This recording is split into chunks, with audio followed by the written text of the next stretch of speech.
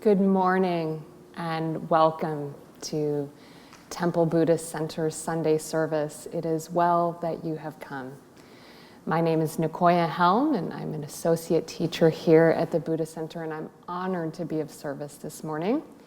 We hope that this morning finds you happy and healthy, but please know that if you are struggling in some way, that our hearts are open to you and your loved ones, and we hope that this service and this community can be a source of refuge for you.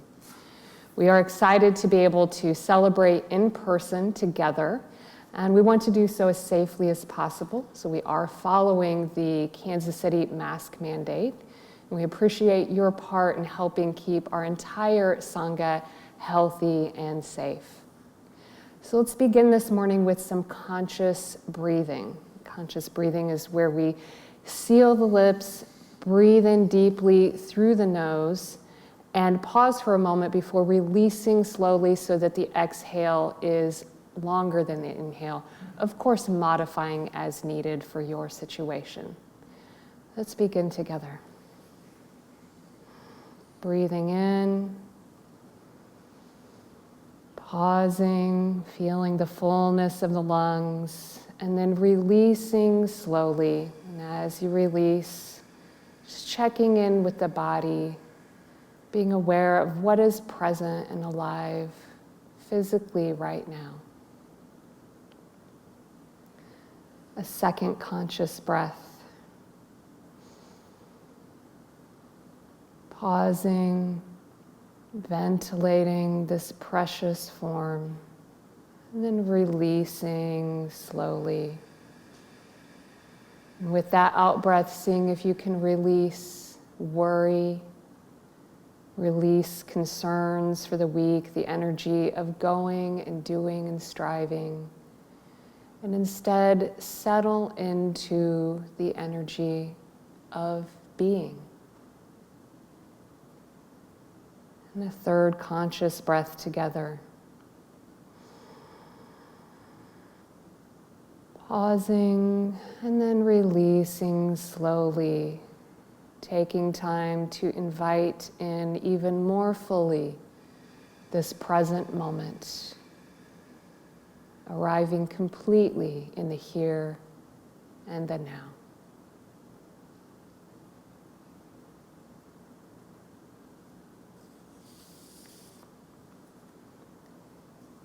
Here at Temple Buddhist Center, we like to begin service with some chanting. And chanting is not about being a singer. It's about having a voice and lifting our voices together in community and connection.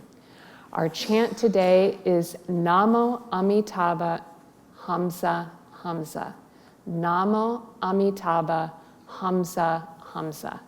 And this honors the Buddha of limitless light. And we all have a Buddha nature. We all have that limitless light within us. And so we bring our voices together to celebrate that. I invite Rochelle to tone us in.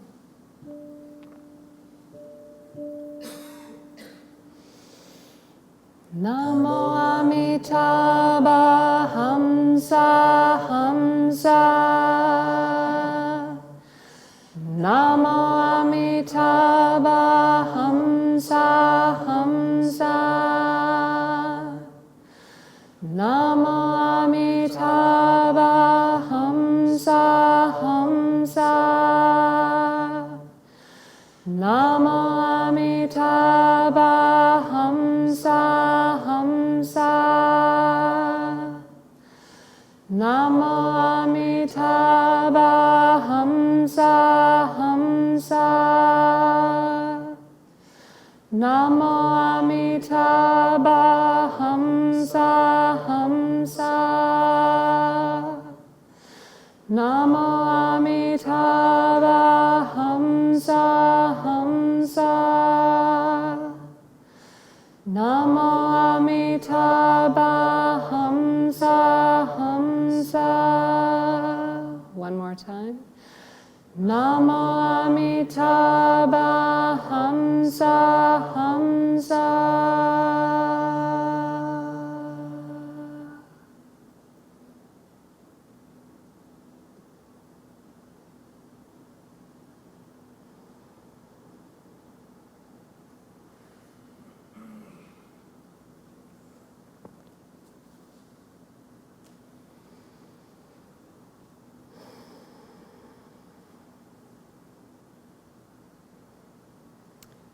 Here at Temple Buddhist Center, we practice Western Buddhism. It's a blend of Eastern philosophy and Western psychology. This new and exciting form of spirituality is alive, it's dynamic, it's inclusive, and it focuses on core Buddhist insights, mindfulness, meditation, and their practical application to our daily lives. Our goal here is not to get everyone to agree on a particular lineage or doctrine. Rather, it's on cultivating a shared experience of mindfulness, oneness, and love. So whether we are chanting, meditating, or sharing from the heart, we trust that you will participate at the level that feels appropriate for you. We take refuge in the three jewels and acknowledge these as core values of the awakened mind: the Buddha, the Dharma, and the Sangha. We value the awareness of our own Buddha nature and the Buddha nature of all beings, allowing a new perspective of this in each and every precious moment. The second jewel is the Dharma, or the wisdom teachings. These teachings help release us from fear and delusion and to realize the true nature of who we are. And finally, Sangha, the spiritual community, which is an essential part of our growth, where we practice the teachings together in sacred community, supporting each other along every step of the path.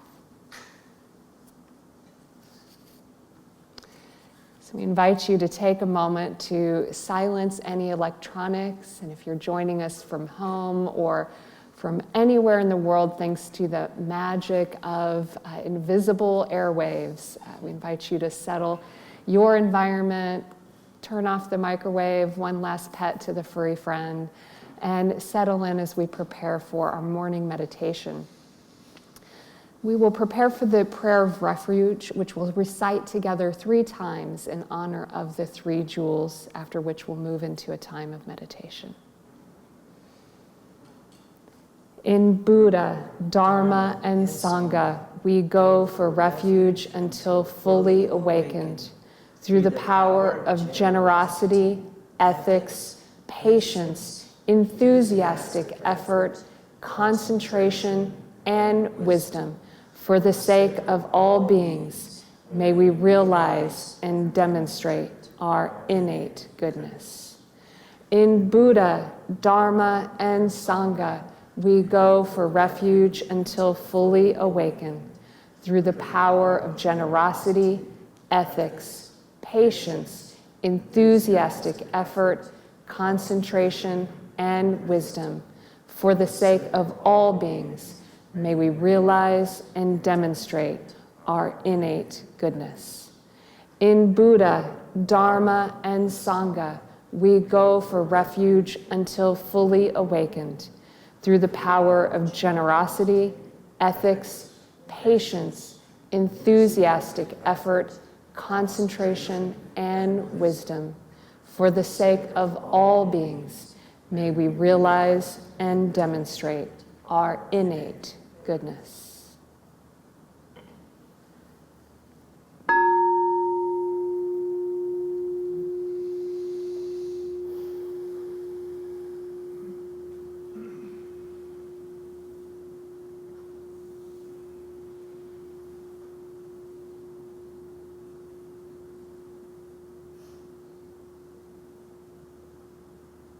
As the sound of the bell recedes, I invite you to expand your awareness to settle into the full experience that the senses bring to us in each moment. Sound, sight, whether it's with eyes gently open but softly focused, or the mind's eye with eyes closed. Either one is fine at any time during meditation. And the sense experience of the body,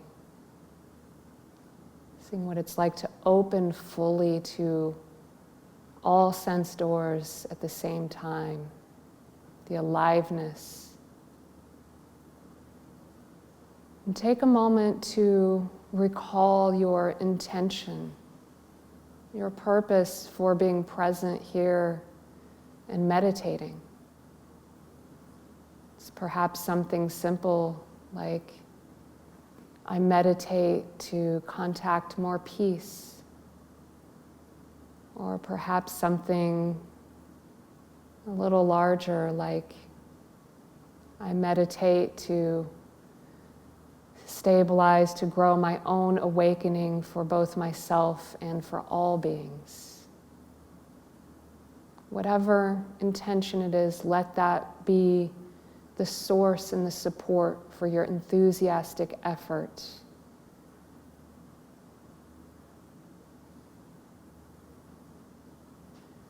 And calling to mind additionally a source of support in the form of an inspirational figure. Could be archetypal, the Buddha Amitabha, green Tara, a bodhisattva, a saint. Could be a popular culture figure, a superhero. Just imagine that that figure represents the Buddha nature, the wisdom that resides in each of us. So with that sense of support, adjust the posture and sit like a Buddha. Buddha nature contains wisdom, clarity, kindness, spontaneity, aliveness. Let all of those qualities flow forth in the way that you take your seat.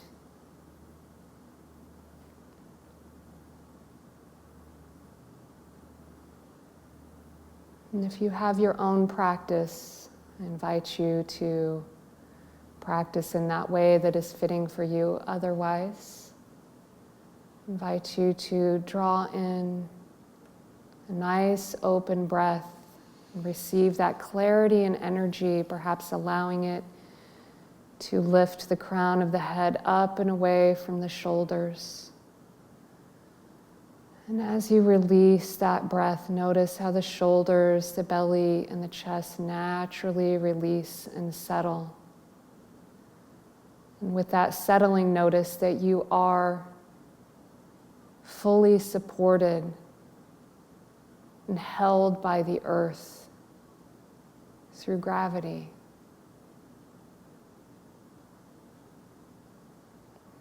So for the remainder of this time, as we move into silence, let that be the resting place, the cradle of awareness.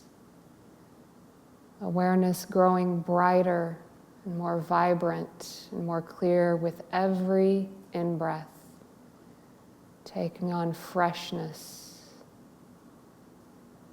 and growing more calm, more stable, and more open with every out-breath,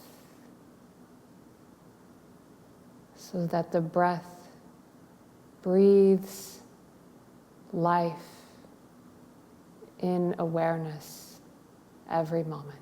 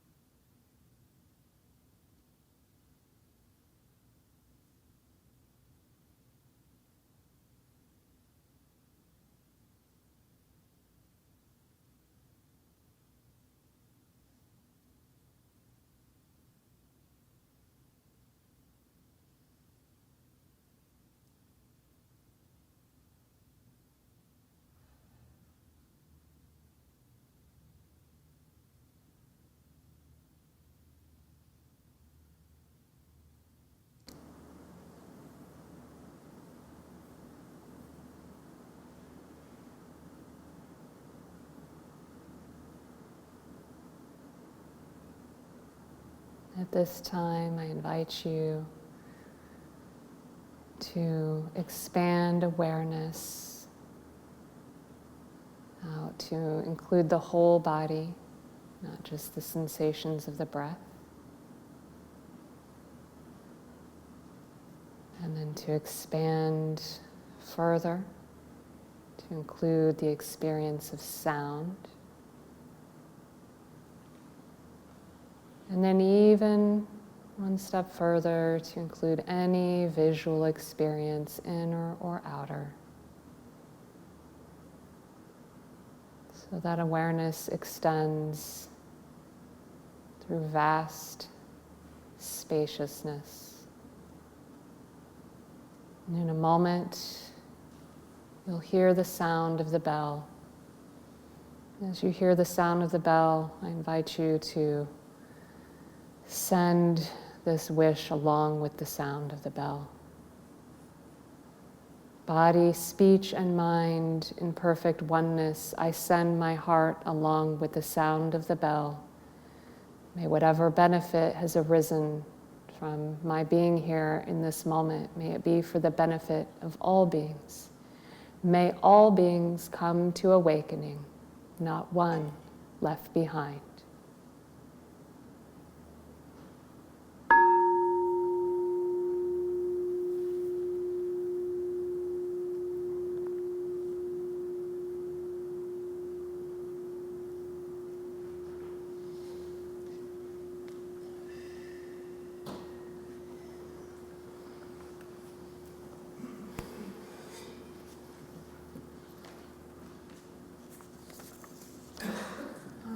Well, good morning. So excellent to be here in full presence with each of you. I always feel that this is one of the most sacred and special things that we can do as human beings, which is to connect with each other. Those of you who are very regular attendees here and know the service, the order of service very well, may have noticed that things in the meditation didn't go quite to order. There's normally a dedication of intention at the beginning. And the truth is, I just whiffed it. I just missed it. And that's because I'm a little bit sleep deprived. You see, Victor and I, we have this dear friend, Bodhi. I'm not used to his Dharma name yet. Bodhi's his Dharma name. We invited our lovely friend Bodhi here to give the Dharma talk today. And he was a little worried about it, so he wanted to do a practice run. And yesterday, when we came into the auditorium to do the practice run, he got such a bad case of stage fright just in the practice. So, we had to spend all night with the Ouija board transcribing the service that Bodhi had intended. So we did it. We stayed up for you. We've got his message for you here today. During the meditation, Bodhi Bones did slip me a note. Excellent. And on the note, he wanted me to ask you, what do you call a wild dog that meditates? Bodhi, you've got me. I got no idea. And a werewolf. We're really sorry Bodhi can't just be giving the talk directly this morning, and we're sure you are too. So today we want to talk about hungry ghosts and greedy goblins. And we were really excited when Bodhi started talking to us about this topic. Every culture that I know of and that we all could think of has ghost stories. And they can be fun and frightening and all that, but they almost always serve a real purpose as a cautionary tale. And, sometimes the classic ghost stories are designed to scare children so that they won't wander off into the woods alone. But very often they're meant just as equally for us adults as cautionary tales about how to live our life in the here and now. And, from the West, we have a more modern classic example in the form of the Christmas Carol, right? The ghosts of Christmas past, present, and future telling Scrooge how to get his act together or else. And, Scrooge is is synonymous with stinginess, with being miserly. But that's not a new thing in human existence. And it turns out the Buddhists had figured out this aspect of human psychology a long time ago. And they created their own ghost stories to talk about that. And these particular ghosts that exist to give us cautionary tales are, in fact, so important they have their own sutra. It's very obscure. It was just recently given a modern translation. So if you want to read more about hungry ghosts, you can read about them in Andy Rotman's book by the same title, Hungry Ghosts. Really easy to look up. And in Sanskrit, hungry ghosts are called preta. And they almost always take a very specific form. They all kind of look very similar no matter how they got there. And so what is a hungry ghost, and what is it trying to warn us about? Well, these descriptions always involve the ghost having a really teeny tiny mouth and like a needle thin neck and this huge stomach. So that's where the hungry part comes from. Like no matter how much they want, how much they hunger and thirst, they can never actually take in water or sustenance. And so that's not even the worst part. Like it gets worse from that. So here's a description straight from the sutra, where a monk who saw one of these hungry ghosts, he's describing it to the Buddha because he wants some answers from the Buddha. So he says, "There I saw a hungry ghost who looked like a burned out tree stump, totally covered with hair, with a mouth like the eye of a needle and a stomach like a mountain. She was a blaze, a light, a flame, a single fiery mass, a perpetual cremation. Tormented by thirst, she was racked with sensations that were searing, piercing, distressing, agonizing, and acute, and she was crying out in pain. Just by her sight, rivers and wells would dry up. And when the heavens sent rain, on her would fall a shower of sparks and embers." And so this monk, when faced with this hungry ghost, this preta, was of course horrified. And he knew, because in the sutras, the hungry ghosts are a whole realm in which creatures, beings can be reincarnated to suffer, and they can't do anything to release themselves from that reincarnation. They rely on the help of others to release them. So this monk asked the Buddha, how could someone end up in such a horrible plight, in such a horrible state? So the Buddha explains, one day it was there in this town that a monk who was tormented by thirst walked by. He came upon a well. A young woman who had just filled a pot of water was standing beside the well. "Sister," the monk said, "I am tormented by thirst. Please offer me some water." In that young woman there arose a meanness. Since she clung to her possessions, she said to the monk, "Monk, if you were dying, I still wouldn't give you any water, because then my pot would no longer be full." The young woman who had practiced, developed, and cultivated her meanness, then died and was reborn as a hungry ghost. And so she is racked with sensations that are searing, piercing, distressing, agonizing, and acute. So the Buddha goes on to tell the listeners, work hard to rid yourself of this meanness.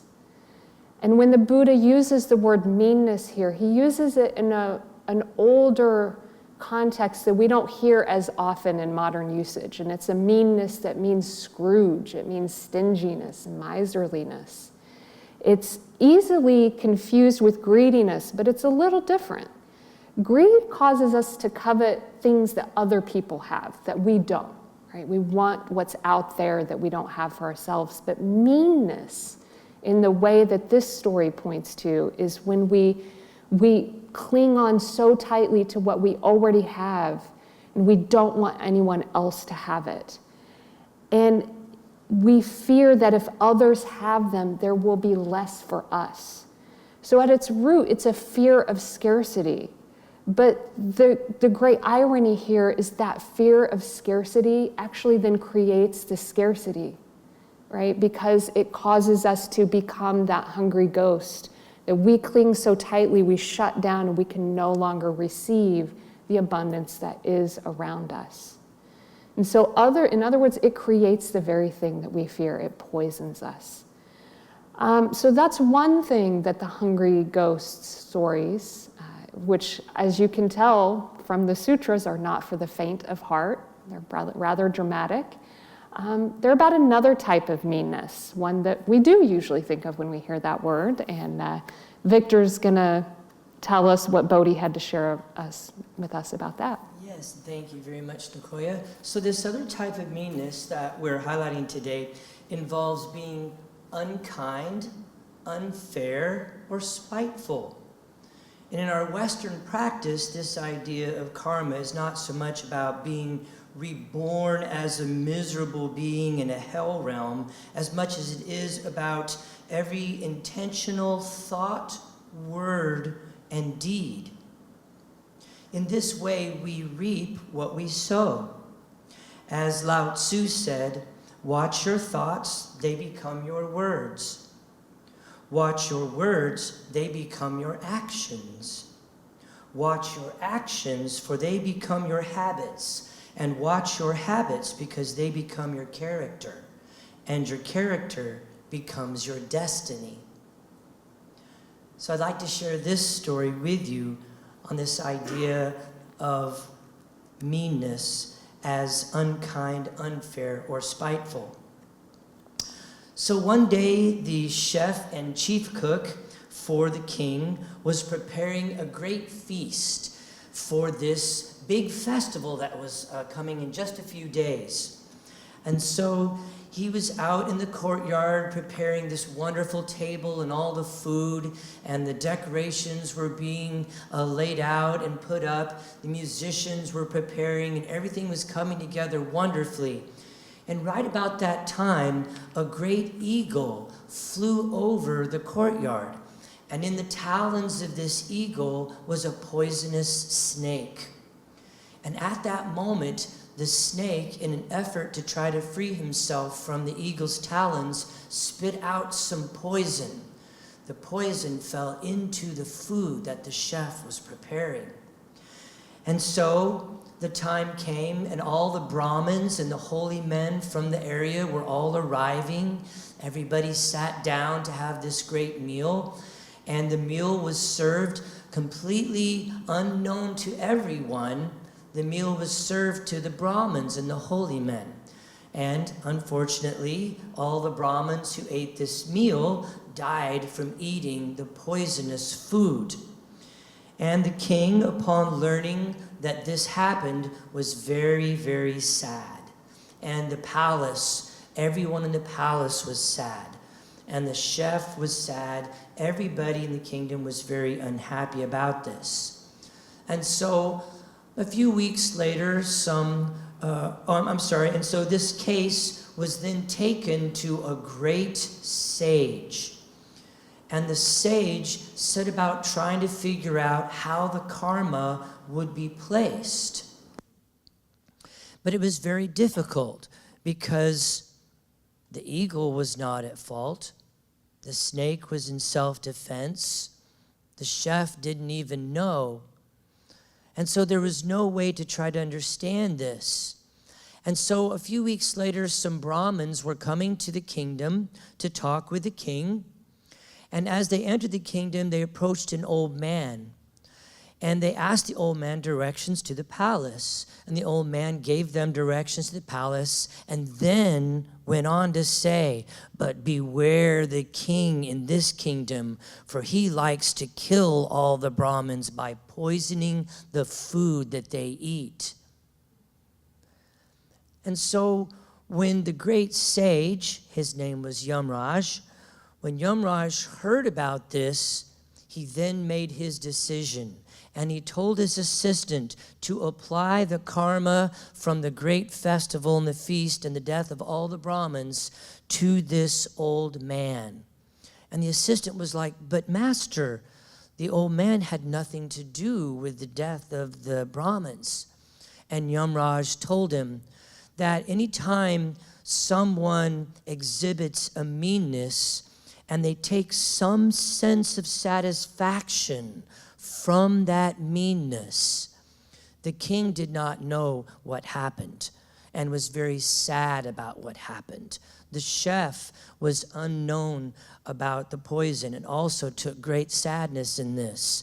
However, this old man, in spreading contempt and spreading this idea of vexation about what the king did and what happened, about these lies, took satisfaction from the event. And therefore, the karma from what happened will be applied to this old man. And so, in this way, the moral of the story touches upon a motivation on the old man's part to discredit the king and sow seeds of contempt, certainly a poison all by itself. This also asks us to examine our own behavior. Of course, the story is much more colorful and obvious, but what about the subtle, barely noticeable aggressions known in the Pali Canon as dosa, or hatred, and is one of the three poisons. In the Buddhist writings, they use the term hatred for any subtle ill will towards another person. Here in the West, hatred has a very strong meaning, but today we're applying it as it is written in the writings and in the teachings. So what about these subtle, barely noticeable aggressions in our own lives? And I want to bring up a few examples. For example, gossip. Anytime that we share, spread, or create gossip in any way, no matter how subtle, no matter how, lighthearted, or no matter how many times we bless their heart after we say it, and we try to make that right, if we are aware and we bring awareness into our practice, can we feel on a deeper level where that gossip is coming from?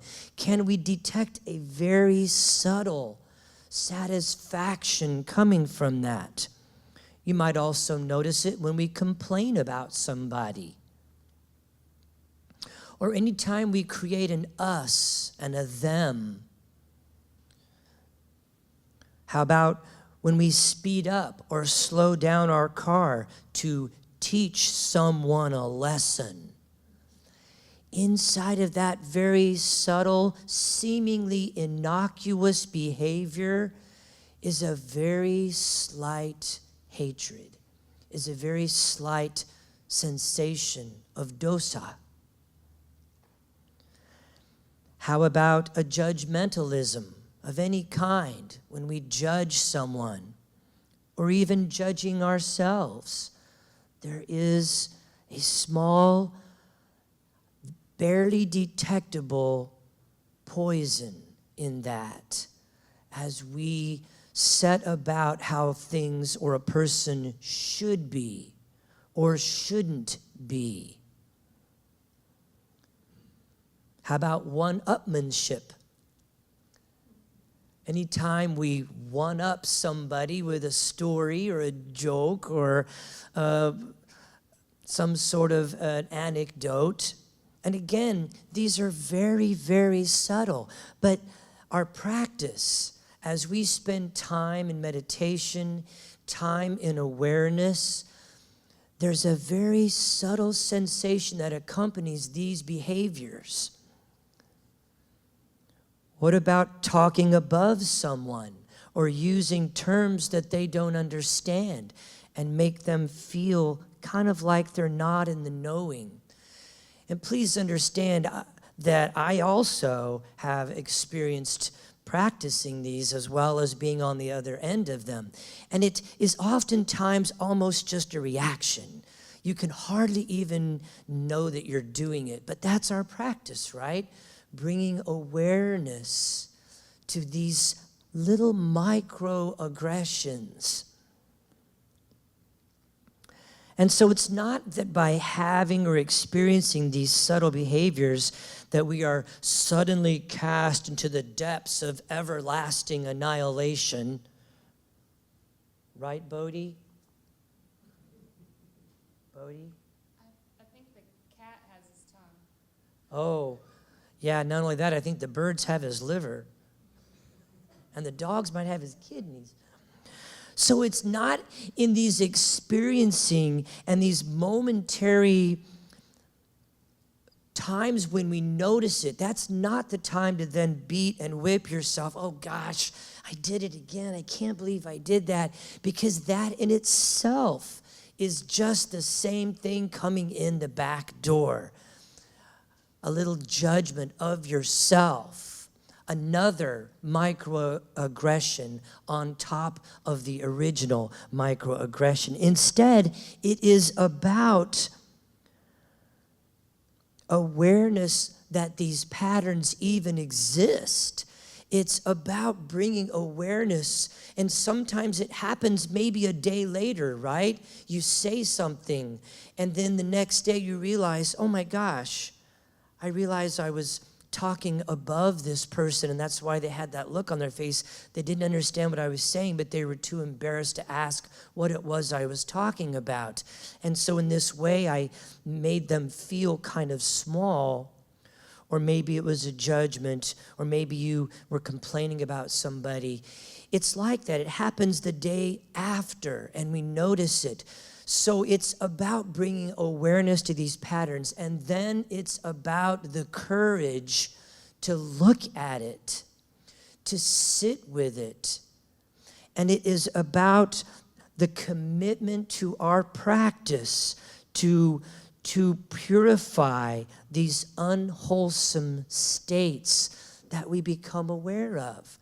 So again, Nicoya and I don't want you to take the teachings and the lessons from today as a small club to beat yourself with. It's not about that. It's about being aware that these patterns exist in the form due to causes and conditions over the years. Yeah, they're here, they're there. And then with awareness, we can then begin purifying through our practice, through meditation, through awareness, these unwholesome states. And as Jack Kornfield tells us, when we have been through the process of purification and can concentrate steadily, the body, the mind, and the whole of space can appear as being filled with light. And when this light arises, there also comes a deep sense of happiness, expansion, and a realization of our true nature. And it is in this way that when we become aware of these unwholesome states and these patterns of speech and behavior, that we can purify those and become a light for ourselves and for our community. And so when these things happen, when these little microaggressions happen, it's not an opportunity to whip and beat yourself. It is a wonderful message sent by the beloved for us to help understand, oh wow, that exists. and it comes through me, and I can be aware of it, and I can purify it. This is the beauty of our practice. We need these little moments of awareness to be able to then purify them. So they're not bad. They're not wrong. They're not evil. They're there to help us awaken. And so we'd like to close with this little poem from James Whitcomb Riley.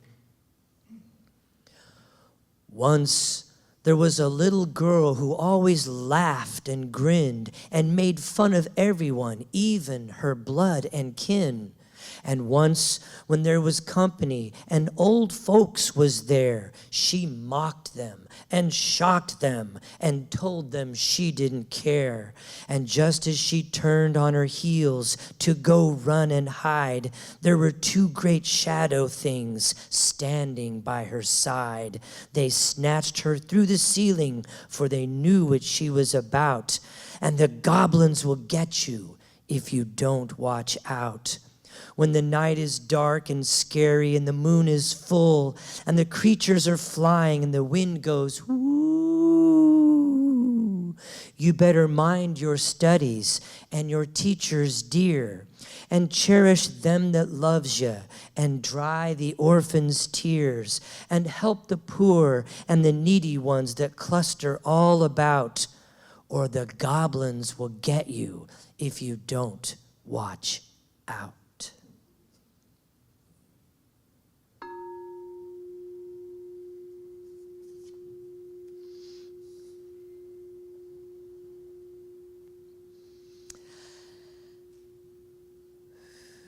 And so if you need to shift your posture or take a breath or sit up or make a quick change as we move into metta practice or loving kindness practice.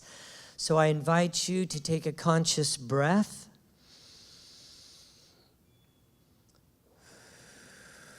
And as you release, I invite you to bring to mind the image of you, a full body image of the form that has been given your name, that has accrued all the many experiences over the years. And holding this image in your mind's eye, recite silently to yourself these words of metta, or loving kindness practice. May I be filled with loving kindness. May I be safe from inner and outer dangers. May I be well in body and mind.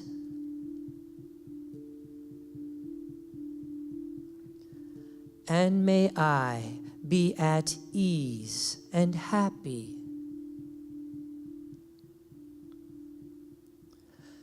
Conscious breath.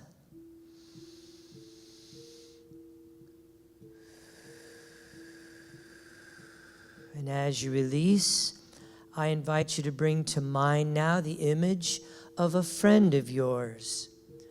And holding this image in your mind's eye, let us send to this friend loving kindness. May you be filled with loving kindness. May you be safe from inner and outer dangers.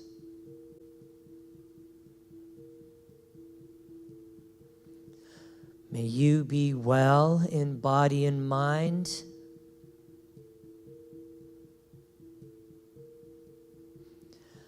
And may you be at ease and happy.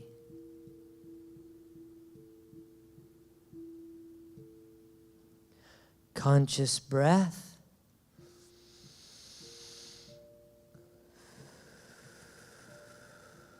Now I invite you to bring to mind the image of a difficult person in your life, a challenging person. Could be a boss or a coworker, a neighbor, a classmate, or a political figure. And holding this image in your mind's eye, let us send to them metta.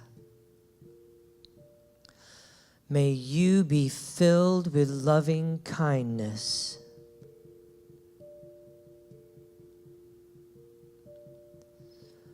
May you be safe from inner and outer dangers.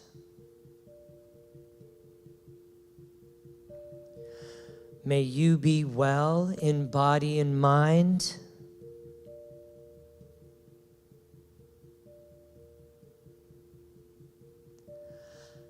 And may you be at ease and happy.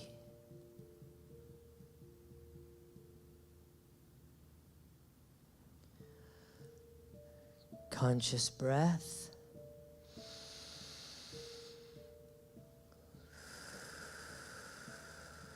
And as you release, I invite you to bring to mind now the image of the world, all the plants and the flowers and the trees, animals of the land, the sea, the sky, and all sentient beings. Holding this image in your mind's eye, let us send to them all metta, or loving kindness. May you be filled with loving kindness. May you be safe from inner and outer dangers.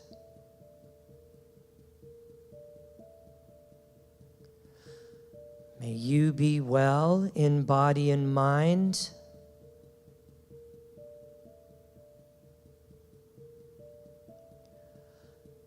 And may you be at ease and happy.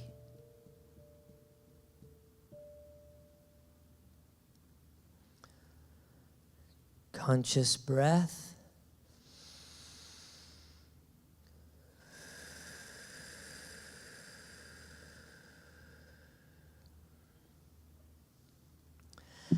And in the true spirit of dana, the Buddhist practice of generosity, temple services here are given freely.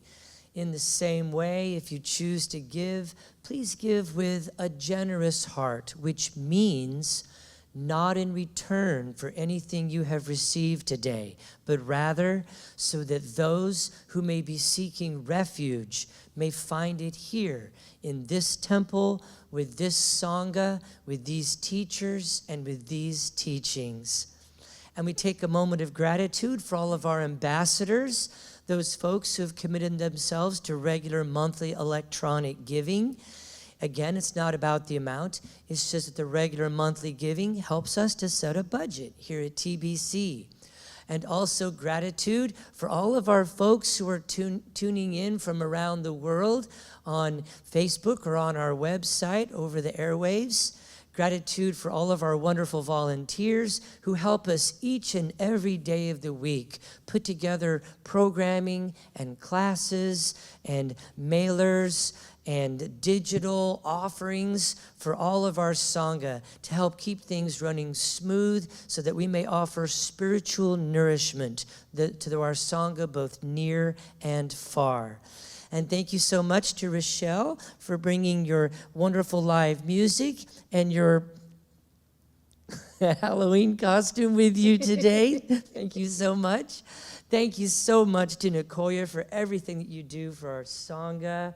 You have dedicated so much of your time and your talents and your treasures and your heart. We are so blessed to be able to have Nicoya with us. Thank you to Bodhi Bones for sharing his humorousness. And thank you to each and every one of you for sharing your heart, your presence, and your practice with all of us here at Temple Buddhist Center. We are the better for it. And so, as we take a moment now to formally end our time together with the Bodhi Citta dedication, We will recite this out loud together, and then we will sound the closing bell. And if you have just a few moments, we have a few announcements about some wonderful upcoming fall activities. And so, together, may the pure, brilliant sun of Bodhi dawn in each and every heart and mind, dispelling the darkness of suffering and confusion unstoppably until all are illumined and awakened. And with the palms of our hands together in front of our hearts as we go forth from this place, may we enter each moment in innocence, guided by the wisdom of our hearts. And as we open our hands, open our eyes, shine our light into the world. Namaste.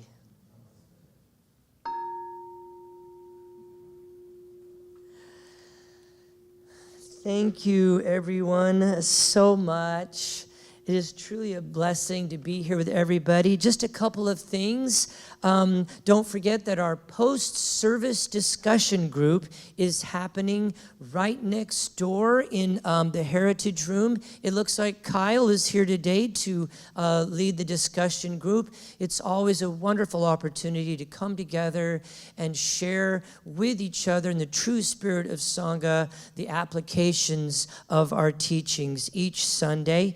And don't forget, we have our lending library right over here. Thank you to everyone who shares with us all of those wonderful Dharma writings and teachings, and they bring them up here to share them with each one of you. Stop by over there and see if there might be a book for you to take home.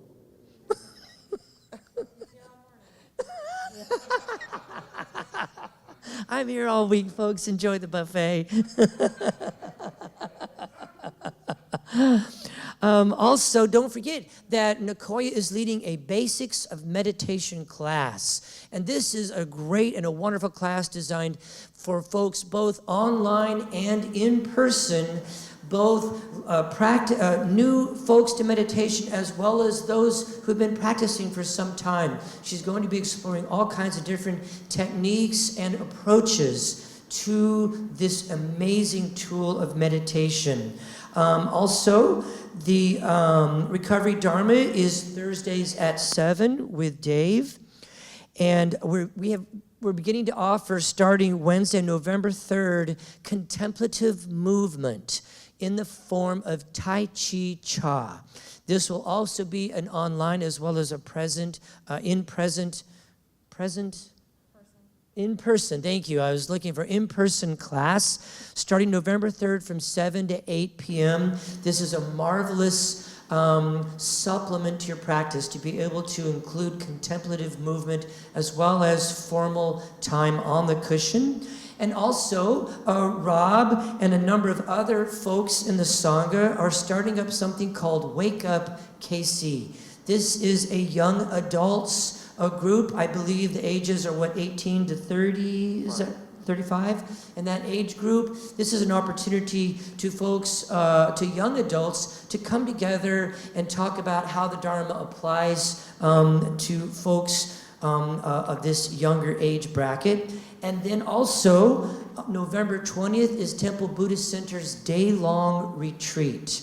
This is November 20th from 10 to 4 p.m. And our theme is Om for the holidays, approaching the season with grace and understanding. So we hope you can join us for that.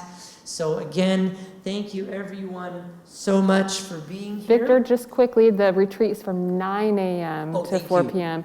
9 to 4. Just so everyone knows, the Recovery Dharma is open to anyone facing any sort of addiction. And Dave reminded us this morning that there's nothing scarier than facing your own personal demons. So maybe Halloween is the time to get started.